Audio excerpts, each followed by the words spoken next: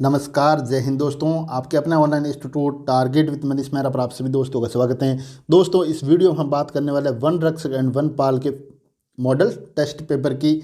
और ये model test paper हूबहू आपको जो पेपर मिलने वाला है एग्ज़ाम हॉल में उसी के अकॉर्डिंग यानी कि सिलेबस के अनुसार इस पेपर को तैयार किया गया है। तो यहाँ पर आपको छोटी जानकारी दी जाती है कि इससे पहले यानी कि इस एग्ज़ाम यानी कि होने वाले एग्ज़ाम से पहले जितने भी एग्ज़ाम हुए हैं वहाँ पर आपको 50 क्वेश्चन देखने को मिलते थे, लेकिन आने वाले एग्ज़ाम के अंदर आपको 100 क्वेश्चन देखने को मिलेगा एग्ज़ाम पेपर के अंदर। और ये 100 क्वेश्चन 100 अंकों के होंगे, यानी कि प्रत्येक क्वेश्चन 1 अंक का होगा। और यहाँ पर एग्ज़ाम में आपको टाइम दिया जाएगा, यानी कि इस पेपर को सॉल्व करने का जो टाइम रहेगा वो रहेगा 90 मिनट का समय इसमें रहेगा। यहाँ पर अपन शुरुआत करेंगे भाग अ की। तो भाग अ के अंदर हम देखेंगे यहाँ पर 50 क्वेश्चनों को, और आपको पेपर में ही भाग अ के अंदर 50 क्वेश्चन देखने को मिलने वाले हैं। जैसे यहाँ पर बात करें पहला क्वेश्चन की, तो पहला क्वेश्चन है यहाँ पर वित्त मंत्री निर्मला सीतारमण द्वारा 5 सितंबर 2020 को, कब भाई, 5 सितंबर 2020 को जारी राज्यों की सुगमता रैंकिंग 2019 में राजस्थान का स्थान कौन सा रहा। तो राज्यों की जो सुगमता रैंकिंग 2019 में राजस्थान का स्थान कौन सा रहा, तो हम बात करेंगे यहाँ पर 8वां स्थान राजस्थान का रहा है। तो टॉप स्थान की बात करेंगे तो टॉप रहा यहाँ भाई आंध्र प्रदेश यहाँ पर टॉप रहा, और यूपी यहाँ पर सेकंड स्थान पर रहा। आंध्र प्रदेश लगातार टॉप पर रहा है, यानी कि इससे पहले भी 2019 के अंदर या फिर अपन 20 की बात करें तो दोनों के अंदर आंध्र प्रदेश यहाँ पर टॉप पर रहा है, और यूपी यहाँ पर अब 20 के अंदर जो सेकंड रहे हैं, और राजस्थान की स्थिति इसमें 8वें नंबर पर है। बात करें यहाँ पर विश्व लेवल की यानी कि वर्ल्ड लेवल की अगर बात करें तो 190 कितने भाई 190 देशों के अंदर भारत की स्थिति 2020 की बात करें तो 63वें स्थान पर भारत रहा है। कितने नंबर पर? 63वें स्थान पर भारत की स्थिति रहती है सुगमता रैंकिंग के अंदर 2020 में। और बात करें जब 2019 की, तो 2019 के अंदर फिर से 190 देशों में से भारत का स्थान रहता है 77वां स्थान भारत का इसमें रहा है। फिर बात करें कि ये जारी कौन करता है, तो इसे यानी कि ये सुगमता रैंकिंग जो जारी करने वाले हैं वो हैं विश्व बैंक। कौन भाई? विश्व बैंक इसे जारी करता है। नेक्स्ट क्वेश्चन है यहाँ पर हाल ही में किसे सेवानिवृत्ति के पश्चात यानी कि रिटायरमेंट होने के बाद सीएम यानी कि मुख्यमंत्री का सलाहकार नियुक्त किया गया है। क्या भाई? राजस्थान का सलाहकार नियुक्त किया, मुख्यमंत्री राजस्थान का सलाहकार नियुक्त किया गया है। किसने? मुख्यमंत्री राजस्थान का सलाहकार नियुक्त किया गया है। सेवानिवृत्ति की बात बहुत बड़ी बात होती है भाई। तो यहाँ पर ये क्या है? देवेंद्र भूषण गुप्ता को। किसको? Devendra Bhushan Gupta. Option number B यहाँ पर आपको राइट मिलेगा। हाल ही में आदित्य बिड़ला ग्रुप द्वारा CSR के तहत राज्य में पीपी किट, क्या भाई, पीपीई किट बांटे गए हैं। तो CSR के संबंध में सत्य कथन यहाँ पर आपको बताना है कि सत्य कथन कौन सा है।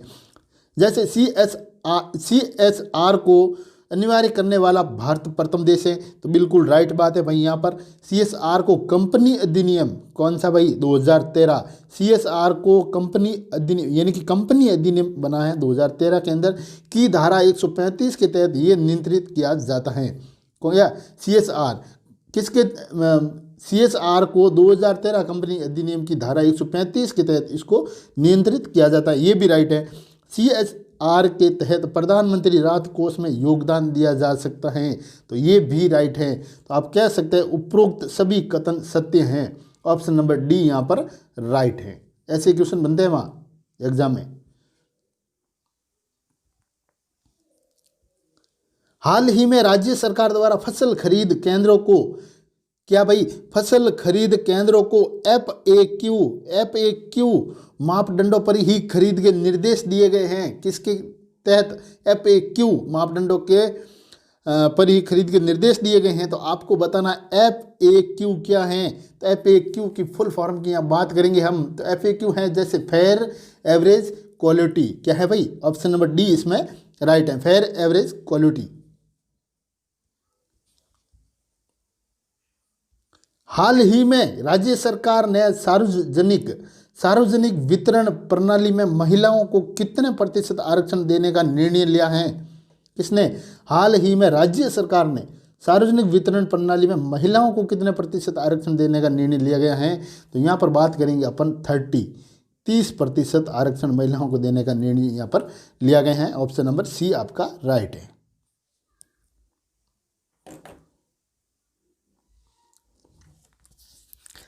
हाल ही में राज्य सरकार द्वारा 1 से 7 अक्टूबर 2020 के बीच वन्य जीव सप्ताह मनाए जाने का निर्णय लिया गया है। राज्य सरकार द्वारा मनाए जाने वाला ये कौन सा वन्य जीव सप्ताह होगा? तो राज्य सरकार द्वारा मनाए जाने वाला ये कौन सा वन्य जीव सप्ताह होगा? ये होगा दोस्तों कितना? 67 यानी कि 66वां। ऑप्शन नंबर सी यहाँ पर आपको राइट मिलेगा। हाल ही में एनसीआरबी द्वारा जारी रिपोर्ट में राजस्थान सहित संपूर्ण देश में अपराध की स्थिति दर्शाई गई है। वर्तमान में एनसीआरबी के निर्देशक कौन है?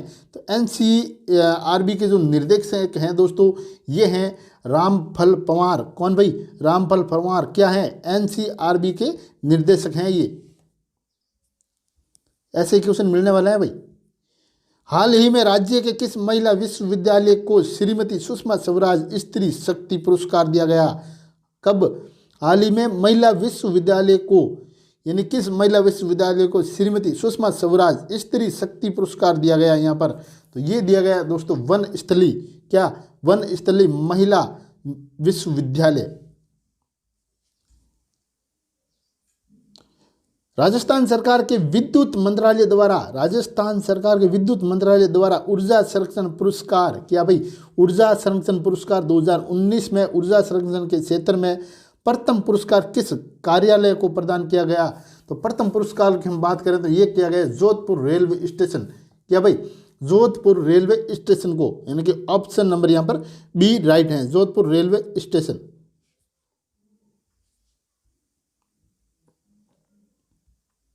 हाल ही में राज्य सरकार द्वारा किसे जिले को innovation hub for excellence in school education के रूप में विकसित करने का निर्णय लिया गया है? विकसित करने का निर्णय यहाँ पर लिया गया। तो यहाँ बात करेंगे अपन झुंझुनू की। क्या भाई? झुंझुनू जिले को। संसार भर में जुते हुए खेत के प्राचीनतम साक्ष्य कहाँ से मिले? संसार भर की बात करें तो जुते हुए खेत के प्राचीनतम यानी कि जुते हुए खेत के प्राचीनतम जो साक्ष्य पूरे विश्व यानी कि वर्ल्ड लेवल की बात यहाँ पर हो रही, तो यहाँ पर मिले हैं ये कालीबंगा। कहाँ पर भाई? कालीबंगा में प्राप्त हुए हैं। Option number B right. जुते हुए खेत के साक्ष्य पूरे वर्ल्ड लेवल की बात है भाई। कालीबंगा सभ्यता की खोज का श्रेणीय जाता है तो किसको जाता है? तो कालीबंगा सभ्यता की खोज का श्रेणीय जो जाता है वो है अमलानंद घोष। कौन भाई? अमलानंद घोष को जाता है कालीबंगा सभ्यता की खोज का श्रेणीय। राजस्थान में किस हड़प्पी स्थल के अग्निदेविकाएं अग्निकुंड मिली हैं? क्या? राजस्थान में किस हड़प्पी स्थल से अग्निदेविकाएं अग्निकुंड मिली हैं यहाँ पर? तो यहाँ बात करेंगे हम कालीबंगा। क्या? Option number A Kalibangan. Ahar की खोज किसने की थी? तो आहड़ की अगर खोज की बात करें तो आहड़ की खोज की थी दोस्तों रतन चंद्र अग्रवाल ने। किसने भाई? रतन चंद्र अग्रवाल ने आहड़ की यानी कि आहड़ सभ्यता थी वो उसकी खोज की थी। और आहड़ की बात यहाँ पर करें हम तो आहड़ है जो दोस्तों उदयपुर जो जिले में जो आयड नदी के है ना ये किनारे पर स्थित है। कहाँ पर है भाई? आहड़ उदयपुर डिस्ट्रिक्ट में आयड नदी के किनारे पर ये है। और ये इसमें थोड़ा अधिक बात करें तो ये जो है ना ताम्र युगीन संस्कृति। क्या भाई? ये ताम्र युगीन संस्कृति के पूरा अवशेष मिले हैं यहाँ पर। ध्यान रखना कहाँ पर? आहड़ पर। यहाँ पर ताम्र युगीन संस्कृति के पूरा अवशेष मिले हैं आहड़ पर। और इसकी खोज की बात करें किसकी? जो आहड़ की खोज की बात करें तो ये रतन चंद्र अग्रवाल ने इसकी जो खोज की थी वो की थी 1954 ईस्वी में। कब की थी भाई? 1954 ईस्वी में। किसने की थी? रतन चंद्र अग्रवाल ने इसकी खोज की थी 1954 में। और फिर इसके बाद की अगर कुछ अपन थोड़ी देखें और तो जो वी एन मिश्रा और HD सांकलिया ने भी इस उत्खनन कार्य यहाँ पर करवाया था। वैराट स्थित पहाड़ी, यानी कि वैराट के अंदर एक पहाड़ी है जहाँ बौद्ध विहार के अवशेष मिले हैं। क्या भाई?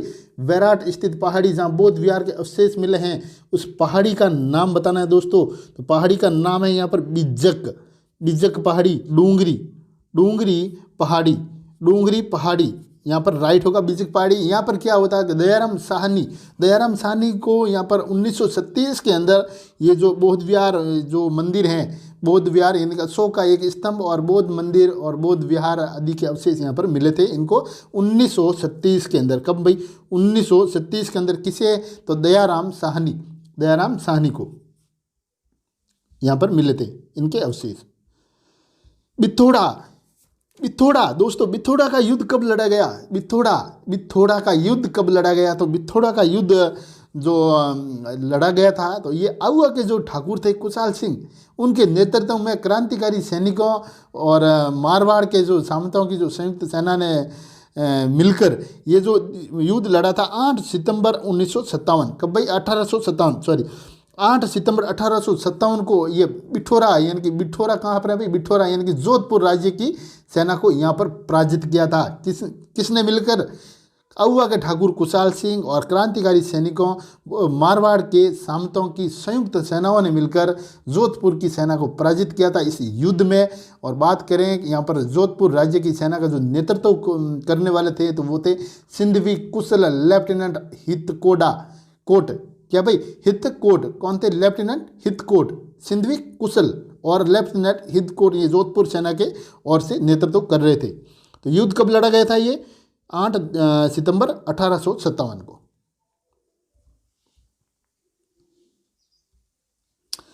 1857 की क्रांति के समय राजपूताना में सर्वाधिक शक्तिशाली सावनी थी। तो 1857 की क्रांति के समय राजपूताना में अगर सर्वाधिक शक्तिशाली सानवी की बात करें तो वो थी दोस्तों नसीराबाद, नसीराबाद। ऑप्शन नंबर 1 यहाँ पर राइट है। सोलावास का युद्ध कब लड़ा गया? तो दोस्तों सोलावास के युद्ध की यहाँ पर आपको थोड़ी जानकारी दे देंगे, लेकिन उससे पहले बता दें कि सोलावास का जो युद्ध लड़ा गया था, ये लड़ा गया था 18 सितंबर 1857 को। 18 सितंबर 1857 को ये युद्ध लड़ा गया था।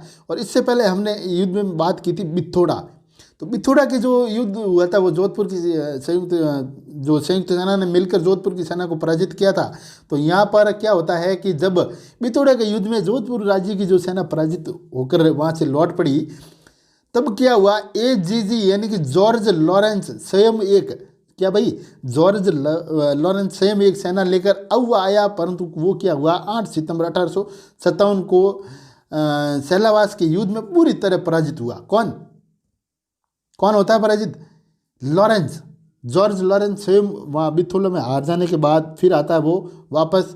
फिर यहाँ पर क्या होता है, एक बार फिर से वो पराजित होके उसको बुरी तरह पराजित किया गया 18 सितंबर 1857 को एक बार फिर से पराजित हुआ। और क्रांतिकारियों ने अंग्रेज जो जोधपुर के जो पॉलिटिकल एजेंट थे, जो जिसका नाम था मॉक मैसन, क्या भाई, मॉक मैसन का सिर काट कर अउवा के किले के द्वार पर यहाँ लटका दिया था इसका। ये कौन थे? अंग्रेजों के ये एजेंट थे, पॉलिटिकल एजेंट मॉक मैसन। क्रांतिकारियों ने इसका सिर काट कर कहाँ पर लटका दिया? अउवा के किले के द्वार पर लटका दिया था। असंगत युग्म का यहाँ पर चुनाव करना है। एक तरफ तो रचना है और दूसरी तरफ रचना से संबंधित रचनाकार हैं। तो बात करें वैसे अपन पहले की, तो कुवलयमाला के हरीश सेन यहाँ पर गलत होंगे भाई। कुवलयमाला के रचनाकार हरीश सेन नहीं है। तो कुवलयमाला के जो रचनाकार हैं वो है उद्योतन सूरी। कौन है? उद्योतन सूरी हैं, वो इनके रचनाकार हैं। बाकी तो अपना आप ही राइट है। इसमें जो गलत युग्म था ऑप्शन नंबर 1 था, इसके हरीश सेन नहीं है, इसके होंगे तो उद्योतन सूरी राइट हो जाएगा, बाकी वाले सही है। सुमेलित कीजिए, एक तरफ और रचनाकार है, दूसरी तरफ एक रचना है और दूसरी तरफ रचनाकार हैं। तो यहाँ पर जैसे बात करें यहाँ पर, तो पहले में देखें अपन जैसे, तो सुरजन सरित तो सुरजन शरीत के अंदर दोस्तों ये है चंद्रशेखर। क्या भाई, सुरजन शरीत यानी कि चंद्रशेखर, तो 3 नंबर है यहाँ पर राइट।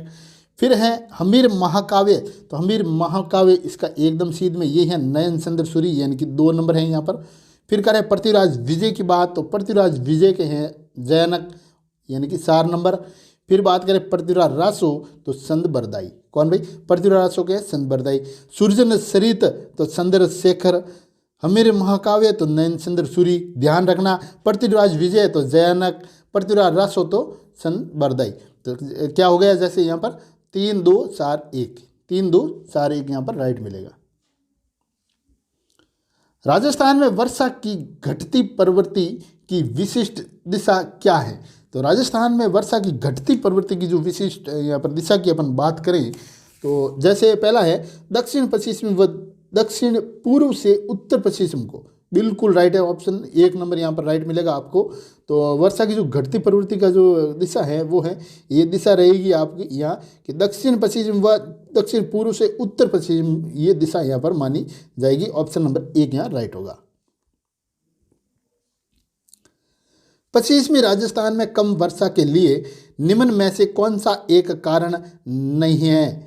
एग्जाम के अंदर आपको एक बात विशेष कर से ध्यान रखनी है, क्वेश्चन को पूरा पढ़ना है या नहीं है, कंफ्यूज मत होना है या नहीं में, क्योंकि आप देखेंगे यहाँ पर है और जैसे पहला मिल जाए तो हाँ भाई हाँ ये तो है, और ऑप्शन आप उसको आप समझोगे ये राइट है, लेकिन आप गलत करके आ जाओगे। तो क्वेश्चन को पूरा जरूर पढ़े हैं या नहीं में देखें।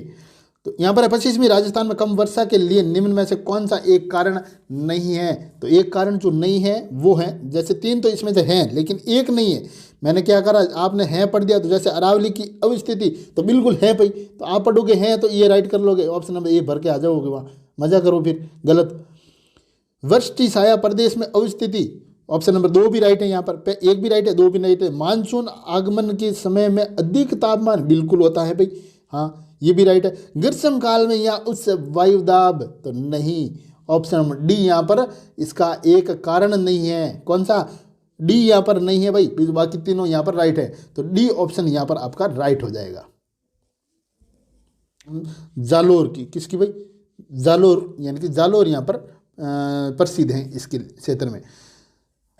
अगर विश्व का हम बात करें कि भाई विश्व के अंदर जो लगभग है ना इसबगोल भारत में होता है भाई, क्या भारत में उत्पादित होता है विश्व का 80%, कितना, विश्व का 80% इसबगोल अकेले भारत में उत्पादित होता है। और भारत का जो 40% इसबगोल है ना, अगर राज्यों की बात करें तो केवल और केवल जालोर जिले में उत्पादित होता है। किसमें, भारत का, पूरे भारत का 40%। अगर इसबगोल की बात करें तो ये राज्य के केवल जालोर जिले में उत्पादित होता है भाई इसबगोल, पूरे भारत लेवल में। और पूरे विश्व लेवल में अगर भारत की बात करें तो 80% है जो इसबगोल भारत अकेला उत्पादित करता है। विश्व की सबसे पुरानी व विकसित नहर व्यवस्था भारत में कौन सी है? तो विश्व की सबसे पुरानी नहर व्यवस्था की अगर बात करें या फिर भारत की जो व्यवस्था है वो कौन सी है, तो यहाँ पर बात करेंगे अपन गंग नहर की। क्या भाई, गंग नहर, ऑप्शन नंबर 1 यहाँ पर राइट है। किस नदी पर ईस्ट वेस्ट कॉरिडोर के अधीन हैंगिंग ब्रिज बनाया गया है? क्या भाई, किस नदी पर ईस्ट वेस्ट कॉरिडोर के अधीन हैंगिंग ब्रिज, हैंगिंग पुल बनाया गया है यहाँ पर? तो बात करेंगे यहाँ पर संबल नदी की। किसकी, संबल नदी, संबल नदी यानी ऑप्शन नंबर सी राइट है। तो संबल नदी किस किस राज्यों में बहती है मेरे दोस्तों? संबल नदी बहती है एमपी, फिर हो जाएगा राजस्थान, उसके बाद हो जाएगा ये यूपी यानी कि उत्तर प्रदेश। ये तीनों राज्यों में संबल नदी जो बहती हैं, एमपी, राजस्थान और यूपी यानी कि उत्तर प्रदेश। राजस्थान में शासन की भूमि किसकी भाई? राजस्थान में शासन की भूमि सुधार नीति का सर्वाधिक महत्वपूर्ण उद्देश्य कौन सा रहा है? तो सर्वाधिक महत्वपूर्ण उद्देश्य जो इसका रहा है, जिस बात करेंगे अपन, शोषण एवं सामाजिक अन्याय के समस्त तत्वों का विलोपन। ऑप्शन नंबर डी यहाँ पर राइट है। क्या भाई, शोषण व सामाजिक अन्याय के समस्त तत्वों का विलोपन, ऑप्शन नंबर डी राइट। बरसान, बरसान क्या है? तो बरसान की यहाँ पर बात करें तो यह है एक जो विशेष आकृति के बालू के टिल्ले, क्या भाई, ये विशेष आकृति के जो है बालू, जो मिट्टी होता है ना, उसके जो टिल्ले, उसे बोलते हैं बरसान। ऑप्शन नंबर 1 इसमें राइट है। समन्वित बंजर भूमि विकास कार्यक्रम कब प्रारंभ की गई? क्या भाई, समन्वित बंजर भूमि विकास कार्यक्रम कब प्रारंभ किया गया? तो प्रारंभ की यहाँ पर बात करें तो ये है अप्रैल 1995, अप्रैल 1995। ऑप्शन नंबर 1 यहाँ पर आपको राइट मिलेगा।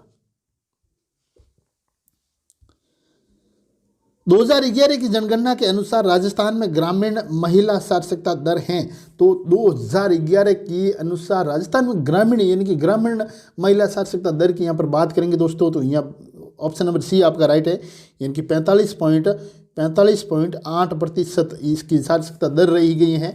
और 2011 में राजस्थान की अगर साक्षरता की अपन बात करें तो राजस्थान की जो साक्षरता रही है दोस्तों वो रही है 67.1%। क्या भाई, और 2011 में राजस्थान की जो पुरुष साक्षरता दर की अपन बात करेंगे यहाँ पर तो वो रही है 79.2%। और महिला की साक्षरता दर रही है तो वो रही है 52.1% यहाँ पर रही है महिला साक्षरता दर 2011 के अंदर।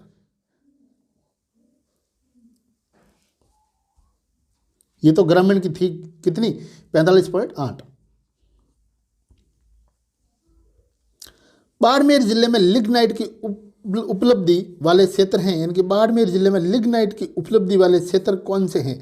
तो जो लिग्नाइट की उपलब्धि वाले क्षेत्र की बात करें तो जैसे गिरल है, कपूरड़ी हैं और जालिया हैं, यानी कि तीनों हैं। गिरल, कपूरड़ी, जालिया, ऑप्शन नंबर 1 यहाँ पर राइट है। कृषि विकास से संबंधित संस्थान है, तो कृषि विकास से संबंधित जो संस्था की बात करें तो काजरी है, बिल्कुल राइट है भाई। कृषि विकास से संबंधित संस्था है काजरी, जो जोधपुर के अंदर स्थित है आपके। राष्ट्रीय सरसों अनुसंधान केंद्र, तो राष्ट्रीय सरसों अनुसंधान केंद्र भी हैं। राष्ट्रीय बेर तथा खजूर अनुसंधान केंद्र, ये भी हैं। ऑप्शन नंबर डी राइट है। उपरोक्त सभी राइट हैं, 1, 2 और 3 भी राइट हैं। जायद की फसलों में पैदा की जाने वाली फसल हैं, तो जायद की फसलों में पैदा की जाने वाली फसल की यहाँ पर बात करेंगे अपन तो वो हैं दोस्तों, जैसे तरबूज हो गए, ककड़ी और सब्जियां हो जाएगी बिल्कुल, और खरबूजा भी इसके अंदर ही आता है। तो उपरोक्त सभी इसमें राइट है। तरबूज, ककड़ी, सब्जियां, खरबूजा, ये सब जायद की फसलों में पैदा की जाने वाली फसल है भाई। भूरी क्रांति का संबंध है, तो भूरी क्रांति का जो संबंध अपन बात करें यहाँ पर तो ये खाद्यान्न जो है प्रसंस्करण से, ऑप्शन नंबर डी यहाँ पर राइट है। राजस्थान उद्यानिका तथा नर्सरी विकास समिति का गठन कब किया गया? किसका भाई? राजस्थान उद्यानिका तथा नर्सरी विकास समिति का गठन जो किया गया दोस्तों वो किया गया था 2007-8 के अंदर। कब भाई? 2007-8 के अंदर, यानी ऑप्शन नंबर सी यहाँ पर राइट है। उद्यान निदेशालय की स्थापना की गई, तो उद्यान निदेशालय की जो स्थापना है वो की गई थी 1989 और 19 में, यानी कि 1990 के अंदर इनकी स्थापना की गई। ऑप्शन नंबर बी यहाँ पर राइट है। 1857 के विद्रोह की शुरुआत निम्न स्थानों पर काल क्रमानुसार बताइए, यानी कि काल क्रमानुसार बताइए, इन क्रम के अनुसार यहाँ पर बताना है 1857 के विद्रोह की शुरुआत को। तो जैसे बात करेंगे यहाँ पर तो बैरकपुर तो पहला 1 नंबर आपका आएगा ही, बैरकपुर के अंदर सबसे पहले हुआ था। बैरकपुर के बाद बात करें यहाँ पर तो मेरठ, यानी कि सी ऑप्शन आपका तीसरे नंबर पर रहेगा। बैरकपुर, मेरठ, भाई बैरकपुर हो गया, उसके बाद हो गया मेरठ हो जाएगा। मेरठ के बाद अपन यहाँ पर बात करेंगे तो हो जाएगा दिल्ली, क्या भाई? दिल्ली, और दिल्ली के बाद में हो जाएगा झांसी, दिल्ली के बाद में झांसी। तो बैरकपुर, मेरठ, दिल्ली, झांसी, ये इनका कर्मा अनुसार, जो काल कर्मानुसार ये बताने को अपने को कहा था, तो ये इनका है। सबसे पहले बैरकपुर, मेरठ, दिल्ली और झांसी। वह मुख्यमंत्री जो 3 बार राज्य के मुख्यमंत्री बने तथा एकमात्र विधायक जो प्रथम चुनाव से लेकर 10वीं विधानसभा तक निरंतर विजय रहे। वो कौन है भाई? तो हरिदेव जोशी की यहाँ पर बात करेंगे अपन। क्या? हरिदेव जोशी। ऑप्शन नंबर एक यहाँ पर राइट है, ऑप्शन नंबर ए। राज्य मंत्री परिषद का अध्यक्ष होता है, तो राज्य मंत्री परिषद का अध्यक्ष कौन होता है? तो दोस्तों आपको बता दें कि भाई राज्य मंत्री परिषद का जो अध्यक्ष होता है वो होता है चीफ मिनिस्टर। कौन भाई? सीएम यानी कि मुख्यमंत्री। राज्यपाल नियुक्ति में भारतीय संविधान के किस संविधान का अनुसरण किया गया है? तो राज्यपाल की नियुक्ति के अंदर भारतीय संविधान ने किस संविधान का अनुसरण किया गया है? तो भारतीय संविधान में किस संविधान का अनुसरण किया गया है? तो यहाँ पर बात करेंगे अपन कर्नाडा। क्या भाई? कर्नाडा। यानी कि राज्यपाल नियुक्ति में भारतीय संविधान ने किस संविधान का अनुसरण किया? तो कर्नाडा का यहाँ पर क्या है? ऑप्शन नंबर सी राइट है। याद हो जाना चाहिए भाई, ऐसे ही क्वेश्चन देखने को मिलेंगे। वो पेपर बनाया पूरा, एक क्वेश्चन यहाँ इंपॉर्टेंट है आपका। और हाँ, चैनल पर पहली बार विजिट किया तो प्लीज़ चैनल को सब्सक्राइब और बेल आइकन को प्रेस करना मत भूलना, ताकि जैसे नया वीडियो अपलोड किया जाए उसकी सूचना तुरंत आप तक पहुंच सके। और हर प्रकार की अपडेट यानी कि भर्ती से संबंधित हर प्रकार की अपडेट आपको यहाँ पर मिलती रहेगी। विधानमंडल का उल्लेख है तो किस अनुच्छेद में है भाई? तो विधानमंडल का उल्लेख जो दोस्तों हैं वो अनुच्छेद 168 के अंदर है। ऑप्शन नंबर एक यहाँ पर राइट है। किसका? विधानमंडल का उल्लेख 168 नंबर याद हो जाना चाहिए। दोबारा देख लेना, फिर एक बार देखते याद हो जाना चाहिए, दोबारा देखने की जरूरत ही नहीं पड़नी चाहिए। केंद्रक की जो केंद्रक होता है उसकी खोज किसने की थी? तो केंद्रक की खोज किसने की? तो यहाँ बात करेंगे अपन रॉबर्ट ब्राउन की। किसकी भाई? Robert brown. केंद्रक की खोज रॉबर्ट ब्राउन ने की थी। विद्युत बल्ब में कौन सी गैस भरी होती है? ऐसे ही क्वेश्चन पूछे जाने हैं वहाँ। विद्युत बल्ब में कौन सी गैस भरी होती है? ये वो क्वेश्चन है जो बार बार एग्जाम में पूछे जाते हैं। विद्युत बल्ब के अंदर दोस्तों आर्गन, क्या भाई? आर्गन गैस भरी जाती है। किसके अंदर? विद्युत बल्ब के अंदर आर्गन। ऑप्शन नंबर एक यहाँ पर राइट होगा। रेफ्रिजरेटर में किसका उपयोग किया गया है? रेस्पिरेटर में किसका उपयोग किया जाता है? तो रेस्पिरेटर के अंदर हम बात करेंगे तो फ्रीऑन। क्या भाई? फ्रीऑन का उपयोग किया जाता है। और हाँ, वीडियो पूरा देखने के बाद प्लीज़ कमेंट करके ये मेरे को जरूर बताएं ये वीडियो आपके लिए कितना हेल्पफुल रहा है। और हाँ, इसमें से कितने क्वेश्चन आपको आते थे वो भी आप कमेंट करके बता सकते हैं। तो रेफ्रिजरेटर के अंदर दोस्तों फ्रीऑन जो का उपयोग होता है। हीटर में कौन सा तार होता है भाई? जो हीटर होता है ना, हीटर, उसके अंदर कौन सा तार, जो हीटर के अंदर जो तार यूज किया जाता है ये नाइक्रोम का बना होता है। किसका भाई? नाइक्रोम का ये बना होता है। क्या? हीटर होता है ना, हीटर, जिसके अंदर ऐसे वो होते हैं और यहाँ पर वो ऐसे तार होते हैं। जैसे ये जो तार होते हैं ना, ये तार, वो दोस्तों तार ये नाइक्रोम के बने होते हैं। किसके भाई? नाइक्रोम के तार होते हैं। कौन सा तार इसमें होता है? तो ये नाइक्रोम के तार होते हैं। पानी, इनकी एक की अधिक मात्रा के उपस्थिति से बल्लू बेबी सिंड्रोम होता है। तो बल्लू बेबी सिंड्रोम यानी कि नाइट्रेट्स। क्या भाई? Nitrate. Option number D right. Nitrates की थोड़ी सी मात्रा अगर अधिक हो जाती है तो यहाँ पर बल्लू बेबी सिंड्रोम हो जाता है। नेक्स्ट क्वेश्चन, मिन्ना माता रोग का कारण है। तो मिन्ना माता रोग का दोस्तों कारण है तो आपको बताना है यहाँ पर मिन्ना माता। तो मिन्ना माता रोग का कारण है वो है पारा। क्या है भाई? पारा। ऑप्शन नंबर ए राइट है यहाँ पर। विश्व महामारी S5 और N1, क्या?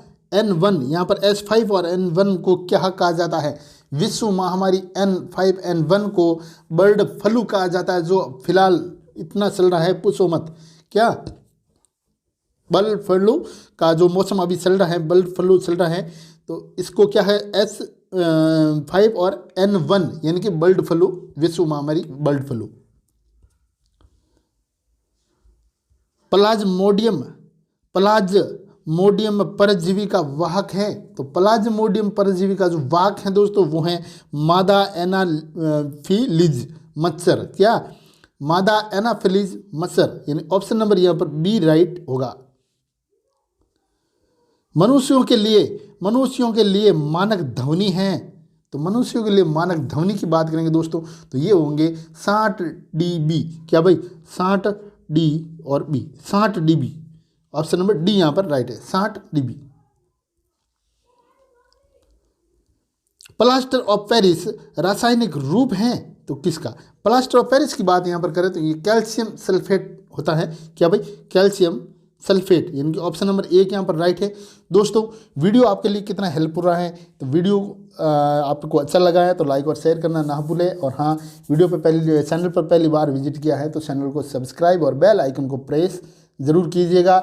मिलते हैं अगले क्लास में, तब तक के लिए जय हिंद जय भारत। और हाँ दोस्तों, आपको यहाँ पर प्रत्येक यानी कि अ ब और स द अबसद, यानी कि यहाँ पर आपको सामान्य ज्ञान के जो क्वेश्चन बनेंगे वो 50 क्वेश्चन ये जैसा ऐसा पेपर बना है। फिर बात तर्क शक्ति की करेंगे तो तर्क शक्ति में आपको यहाँ पर 25 क्वेश्चन मिलेंगे। फिर मैथ की बात करेंगे वहाँ 15 क्वेश्चन आपको देखने को मिलेंगे। फिर अगर द भाग जो कंप्यूटर का होता है वहाँ पर आपको 10 क्वेश्चन देखने को मिलेंगे। ये प्रत्येक एक जो भाग हैं आपको यहाँ पर अवेलेबल कराए जाएंगे और कोशिश रहेगी कि एग्ज़ाम तक आपको प्रत्येक भाग के 100 मॉडल पेपर यहाँ पर आपको करवाए जाएंगे। और वो क्वेश्चन जो भरपूर संभावना रहेगी, यानी कि एग्ज़ाम में फंसने की पूरी उम्मीद रहेगी उन क्वेश्चनों की कि एग्ज़ाम में वो क्वेश्चन फंसे। तो दोस्तों वीडियो अच्छा लगा लाइक और शेयर जरूर कीजिए। मिलता है अगले वीडियो में, तब तक के लिए जय हिंद जय भारत।